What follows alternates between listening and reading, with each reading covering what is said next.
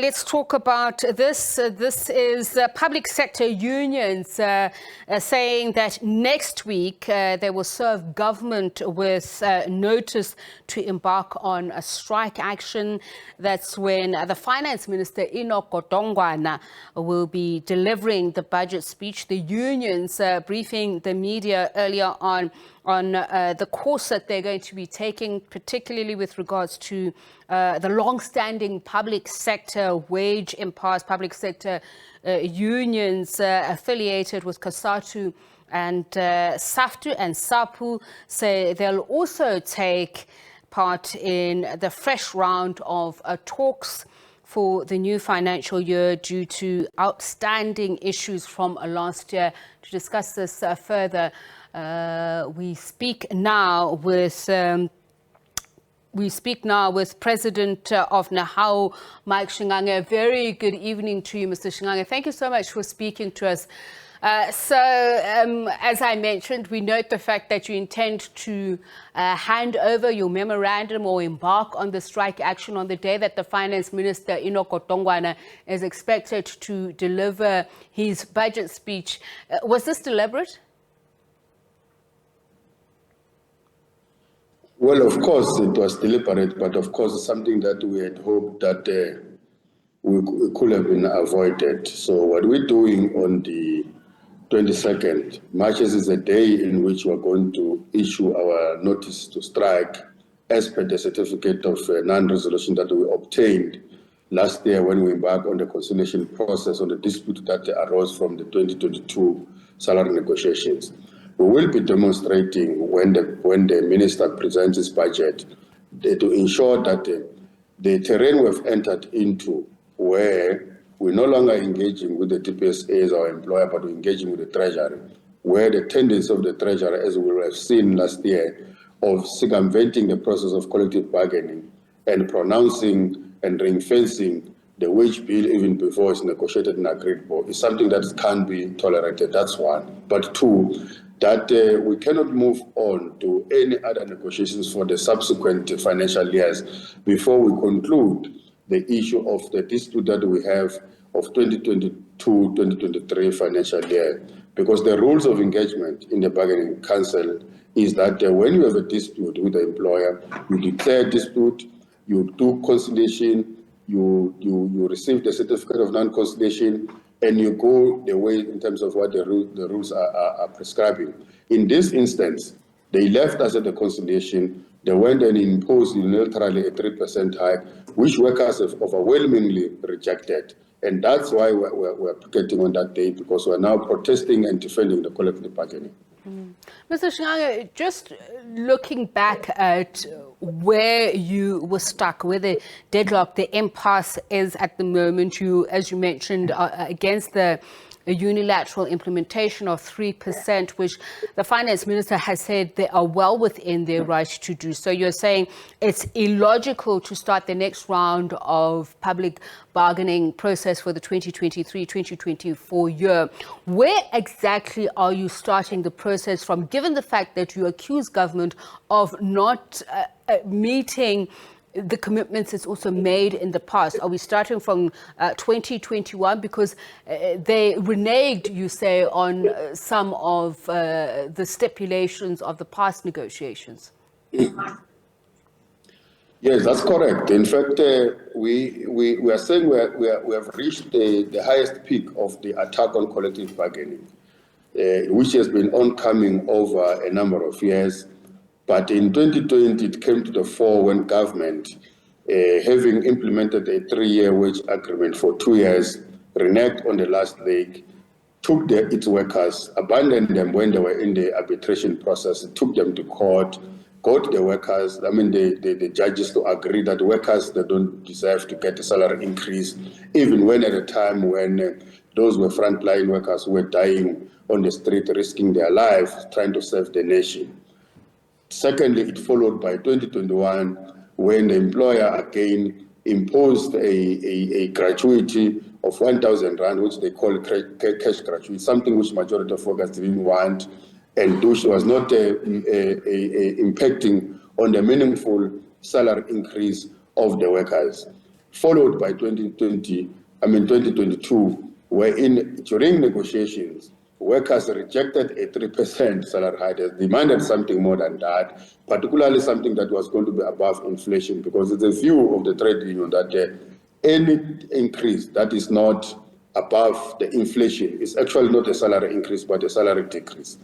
The employer imposed. So that is a 3 consecutive years of an employer relentless attack on collective bargaining, undermining it. Now, in terms of the rules of engagements, in 2020, we declared a dispute, we went for conciliation, we had arbitration, they left us at the arbitration, they went to court. In 2022, we were negotiating, we couldn't agree, we declared a dispute. When we had a conciliation, where we were supposed to see whether we resolve or not, they left us. They went to Parliament through the Minister of Treasury, announced a 3%. They imposed it unilaterally, even though they lied to the public that actually they were giving workers 7%. But it is now clear, now it's known in the public that actually they were lying. They lied in Parliament under oath. They said they're giving workers 7.5%, but they gave them 3%. Workers have rejected that. That dispute is still ongoing. It's not resolved. You can't move forward to another negotiations and ask the workers to give you a new mandate when you have not given them a report of the previous mandate. That's not how the collective bargaining, mutually respecting, is happening. That's what we are rejecting. So, Mr. Shingange, let me ask you this question, because you have said that you're embarking on an indefinite strike, and I'm just wondering, how indefinite is indefinite? And are there prospects for resuscitating collective bargaining in this country, particularly where public servants are concerned? Resuscitating collective bargaining in this country is fundamental, as the democracy in this country is fundamental, because collective bargaining in this country, first and foremost, it regulates how we must engage on labor relations. But it also is a product of the democracy we have today. We come from an era where there was dictatorship. We come from an era where there was no collective bargaining. We come from an era where workers had no voice, they were being undermined. We now have a Labor Relations Act. We now have a collective bargaining institutions. Them being undermined by a democratic government is something that all of us must shun. It's something that all of us must defend, because it's not only happening in the public service, that the government has shown an example that it is possible to walk away from a collective bargaining agreement. It is possible to unilaterally implement, even when the rules dictate otherwise. It is actually spelled out to the private sector that themselves they can do so. So we are going to embark on a strike as per the dispute as it is, because this is not only the resolution that we are defending of 2022, but it's the others that are come before and the others that are to follow. And it's our view that indeed we must resuscitate a bona fide and in good faith negotiations in this country, unlike what we are seeing currently. So again, I'll go back to the question of what would you consider an indefinite strike? Because I'm wondering what would break the impasse when you mentioned earlier on government saying that it offered workers more than 7%. I think it was put at 7.5%. And economists were saying that this will cost government an additional 700 billion rand. What are you asking for? How much is it going to cost the fiscus? And what will make you end the indefinite strike? In fact, we dared the government before we received or we collected the certificate of non-resolution, that if indeed government has got a 7.5%, as they said in Parliament, let them give them to workers. We're not crazy. There was no way we were going to reject 7.5% at the time, because it was above inflation by 0.5%. But it was going to be more than the 3% that government was giving. We said let them offer to workers, let them backdate it to April, because the financial year of a salary increase is supposed to be supposed to be the 1st of April 2022. Let them backdate it to they didn't do that. So we are saying what will break the impasse is for them to move out of the 3% that they've unilaterally implemented to workers, because unilateralism is not something that defines a democracy that we are all signed up for. We have signed on the democracy in this country. We have signed on the institution of social dialogue. We have signed on the issue of the mutual engagement in this instance. So that's what will break the impasse. Let them come to the table. Let them understand that You don't abandon your social partner in the institution of social dialogue, particularly in the conciliation. You either go to court or you go to parliament. Remember this, workers are not represented in parliament. Workers are represented in the bargaining institutions. When the ministers and their cabinet take a decision to pronounce on the conditions of services of workers, we are not there. No one speaks for workers. The only platform we speak is where collective bargaining is taking place. That's where we want them to come.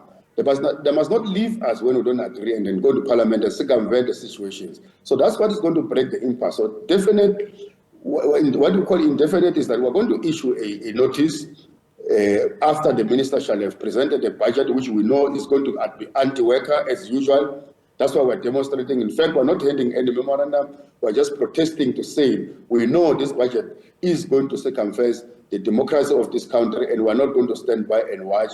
But from that day, we are now serving a notice to strike as we have the certificate. And workers are going to tell us how far and how long must the strike be indefinite. But for us, as trade unions, we're going to lead the workers for as long as the workers have the stamina and the energy to stay on the street to defend their right to earn a living wage and their right for them to be represented in a collective bargaining, not in parliament. Thank you so much for speaking to us. Much appreciated. Now, how is President Mike Shingange just explaining there about public servants embarking on an indefinite strike, the terms of which will help break the impasse. This, of course, will take off when the Finance Minister, Enoch Godongwana, launches his budget speech next week.